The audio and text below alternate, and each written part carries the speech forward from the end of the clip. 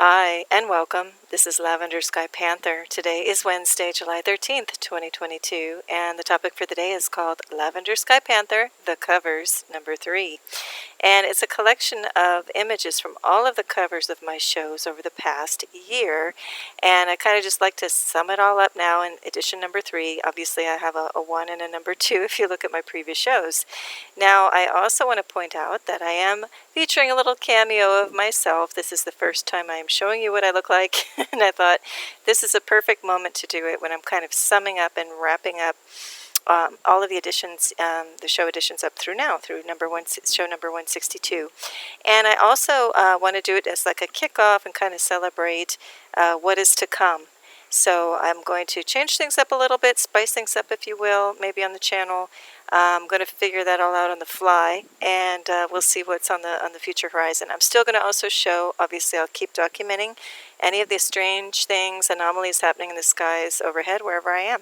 And also other strange phenomenon that happens to come my way, or we'll see. We'll see what happens. Okay, anyway, I'm putting this particular picture of myself. Now, this is, keep in mind, I don't want to say it, but yes, it's over 15 years ago that I was at Stonehenge. And I have a lot to say about that, too. Maybe coming up in the next slide.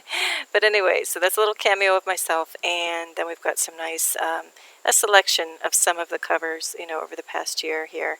So let's get into things, and before we do, I would like to put in this Words, Wisdom, and Spirit of the Day page, and I'm simply calling the overall, I have 2 cards that I pulled from the Sacred Forest Oracle by Denise Lynn, and the artwork is by a gentleman with the last name of Breidenthal. And in this case, the overall mood of both of them, I'm just calling old, new, and now. And that also goes with my personal theme of we've got all the old of all my slides of the past 161 shows, and I want to move in a new direction, but I also want to stay very much present in the right now. And by the way, happy full moon if it's still happening wherever you are in the world. I'm experiencing it right now overhead, nearly overhead. All right, so these 2 cards I decided to draw. Note that in the numbers we've got 40, which reduces also down to a 4, if that means anything to you, and a number 25, which could also be read as a number 7.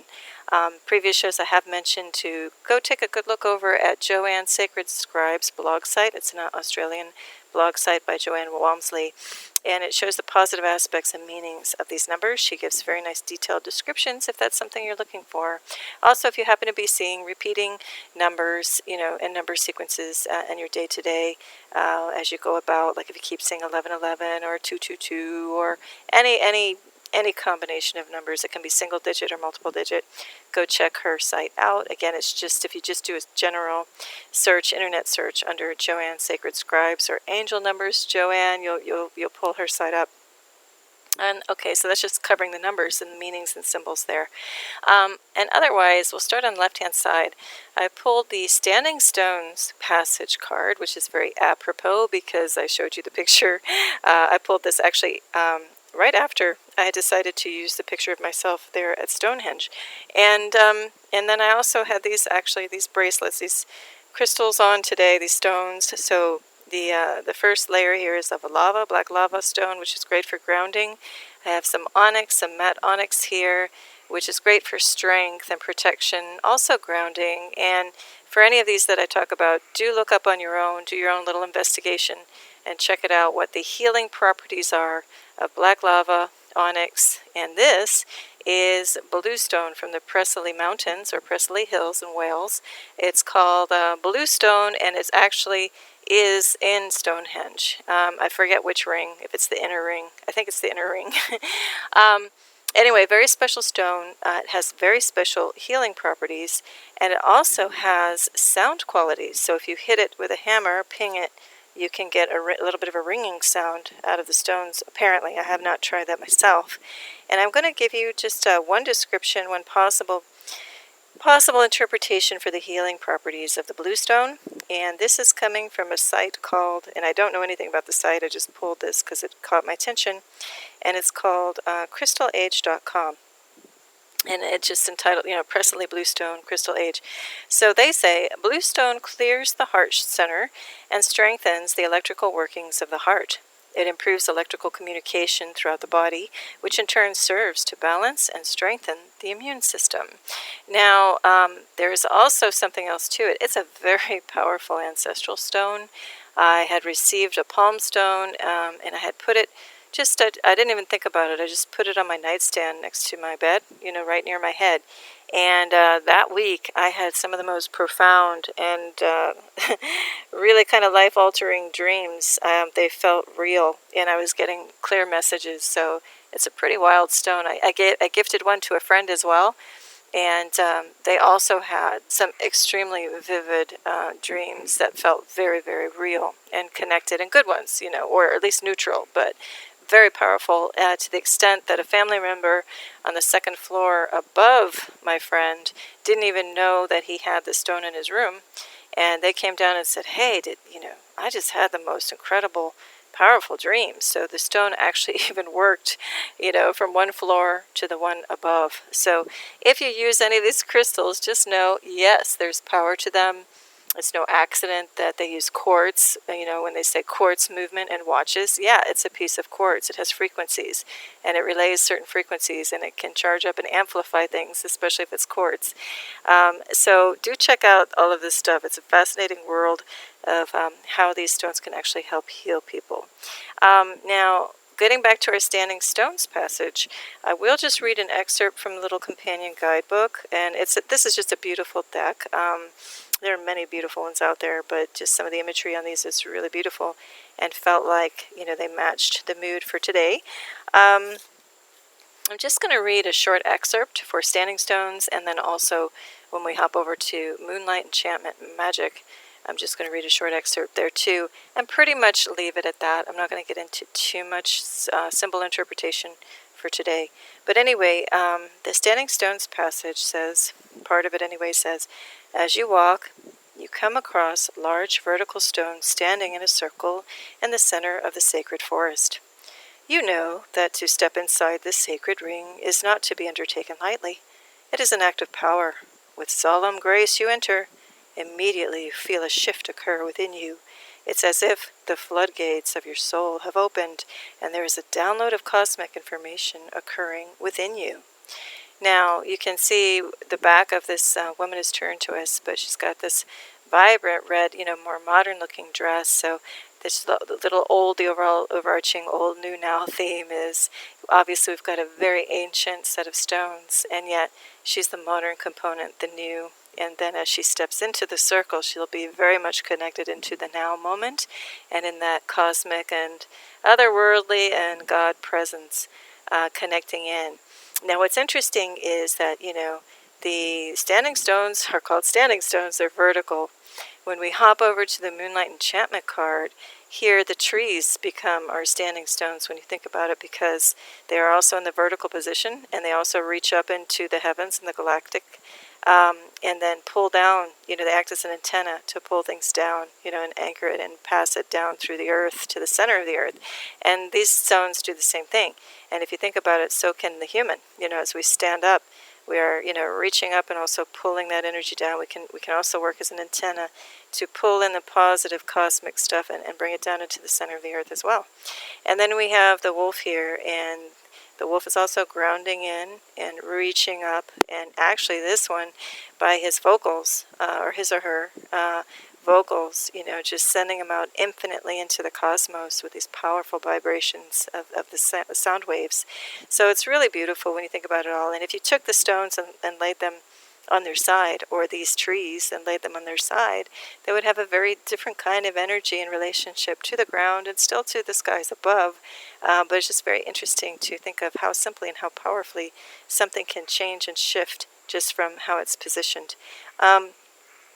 Anyway, there's a lot more symbolism here, but I'm just going to read the passage here for the Moonlight Enchantment in honor and celebration of the full moon tonight.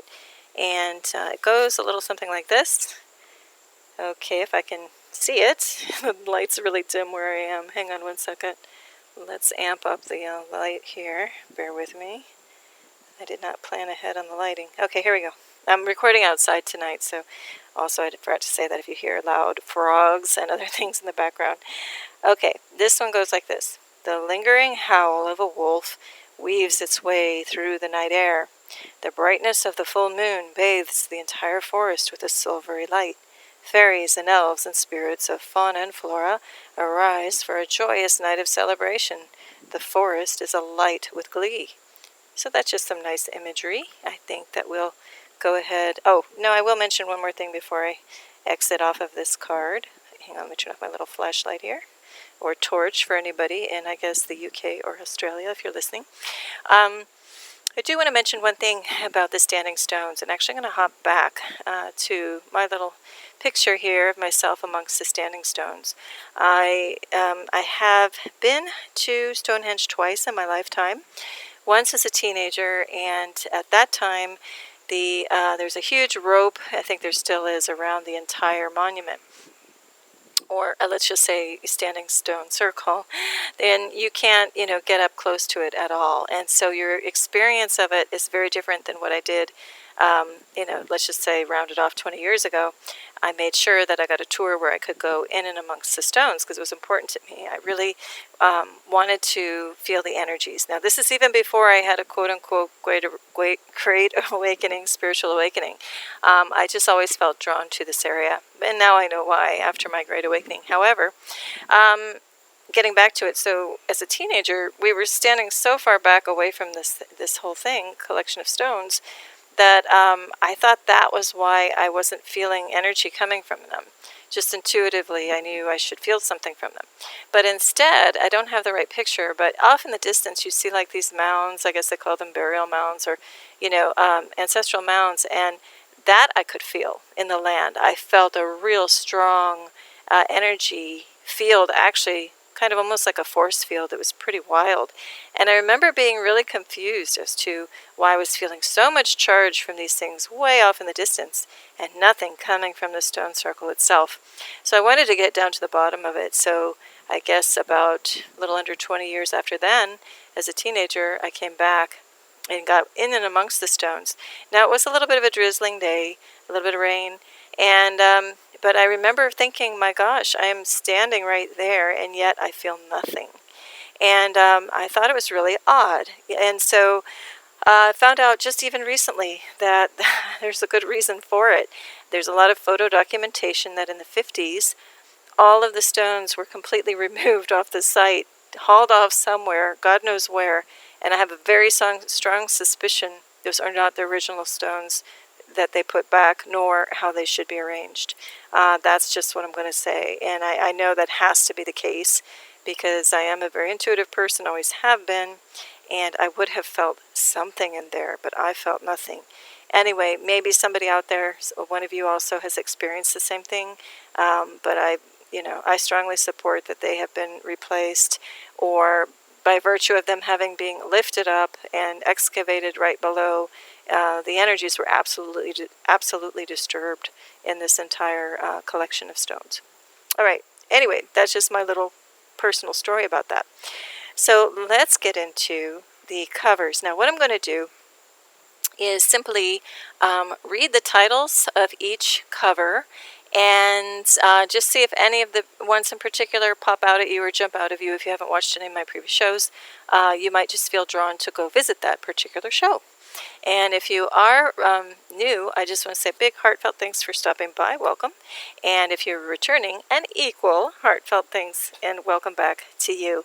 All right, so let's get into it. So this one is called Skies Humming, and in my other covers shows, I do go through the detail of each slide.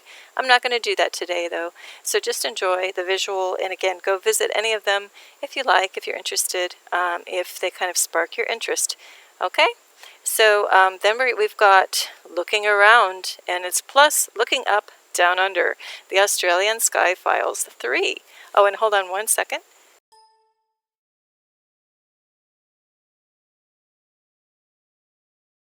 Okay, I'm back. Then we have Color Wheels, Seeing Some Things, Uplift, Uncharted, and I have to do it. This is going to be so cringy, but I have to do it for anybody that is familiar with the movies, the Pirates of the Caribbean movies, the one with Davy Jones's locker and the locket. Here we go, just for fun.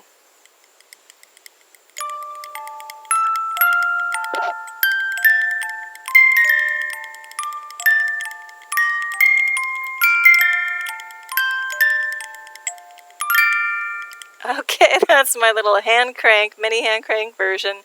Had to play it in honor of this show, Uncharted, because in this one I was not quite on the high seas. I was in a protected bay off the coast of Miami, and in this particular one I was on a boat and got some really wild images of craft on that journey. So I highly recommend that one for a slightly different take of what I've been capturing and documenting. Okay, now we have Lightning in Quotes 2, Epic Night Craft Sky Show. And in this particular scene, I said I wasn't going to go over it, but I can't resist this one. This one I caught this whole very bizarre cloud that stood there forever. And I caught it at the moment of illumination. And there's a whole sequence in this show that really shows some pretty interesting craft hiding in this overall thing as it gets backlit. Then we have Rising Salmon, ? Eastern Skies, Florida to Australia, welcoming back the Australian Sky Files, number 4. Sky Time, Oceans of Objects.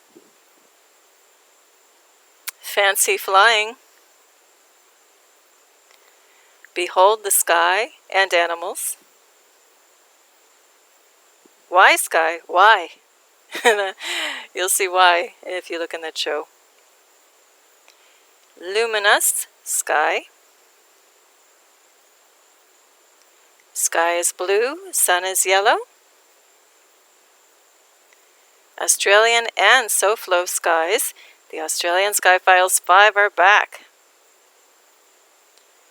Cloud confetti. Sky tumbling. Sky candy 2. Sky tie-dye. Sky playground. Sky mazing.